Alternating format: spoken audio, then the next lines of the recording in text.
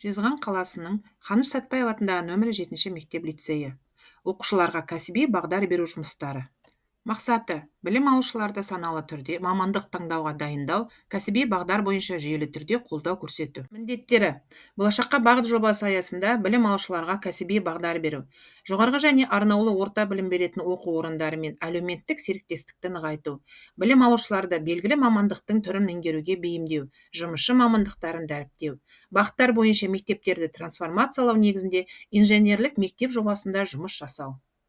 Негізгі бағыттары: кәсіби ақпарат, әлеуметтік серіктестік, педагогтік психология қолдау, жобалар, вариативтік курстар.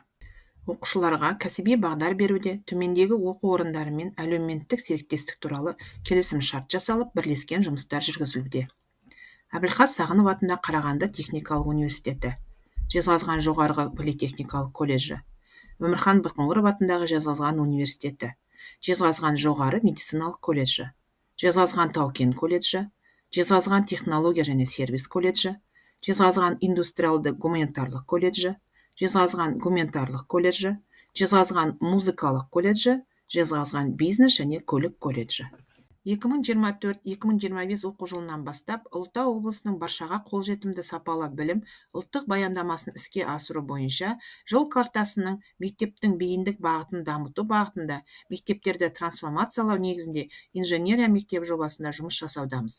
Мақсат: оқушыларға инженерлік бағытта кәсіптік бағдар беруде бірлесіп әрекет ету. Әбілқас Сағынов атындағы Қарағанды техникалық университеті, Жезқазған жоғары политехникалық колледжімен меморандум жасалынды. Мақсатқа жету барысында 9-11 сынып оқушылары арасында әлеуметтік серіктестермен әңгімелер мен дәрістер, сынақ жұмыстары жүргізілді. Жоғарғы оқу орындары тарапынан өткізілетін вариативтік курстарға ашық есік күніне қатысып, онлайн жүйесінде кездесулер, виртуалды саяхаттар өткізілді. Колледж бен мектеп арасындағы әлеуметтік серіктестіктің жұмысшы мамандықтарын даярлауға ықпалы. Мектепшілік таңдау курстары: Сәтпаевтану, математикалық сауаттылық, геология негіздері, геология және минералогия, химик-аналитик, химик-зертханашы, карта тану, физика болашақ мамандықта. Оқу орындары тарапынан жүргізілетін курстар: энергетика әлемі, электротехника негіздері, компас бағдарламасында 3D модельдеу, заманауи материал тану негіздері, медициналық мәдениет, медицина негіздері. Психологиялық педагогикалық қолдау жұмыстары. Келесі әдістемелер қолданылады. 8-11 сынып оқушыларына Климовтың кәсіби таңдау әдістемесі бойынша сауалнама, 9-10 сынып оқушыларына Йовайше сауалнамасы бойынша диагностика, 10 сыныптардан Холландтың кәсіби таңдау бойынша сауалнамасы алынады. Түлектер сауалнамасына 9-11 сыныптар қатысады. Кім болам жобалық әдістемесі болады. Болашаққа бағыт жобасы. 1-4 сыныптарда ата-анамның мамандығы, рөлдік ойындар, фотоколлаж, дөңгелек үстелдер. 5-8 сыныптарда менің таңдауым байқауы, форумдар, пікірлесу. 9-11 сыныптарда жаңа мамандықтар уақыт талабы, викторина, менің болашақ мамандығым, квест, мамандықтар атласын жұмыс, түлектермен кездесу, еңбек ардагерлерімен мамандармен кездесу, ата-аналармен және педагогтермен жұмыс, кеңестер, тренингтер, дөңгелек үстелдер, кездесулер. Түлектердің оқуға орналасу жайы. Медициналық техникалық жаратылыстану бағытындағы мамандықтарды таңдаған түлектер үлесі 92%-ды құрайды. Түлектердің 100%-ы грант иегерлері атанды.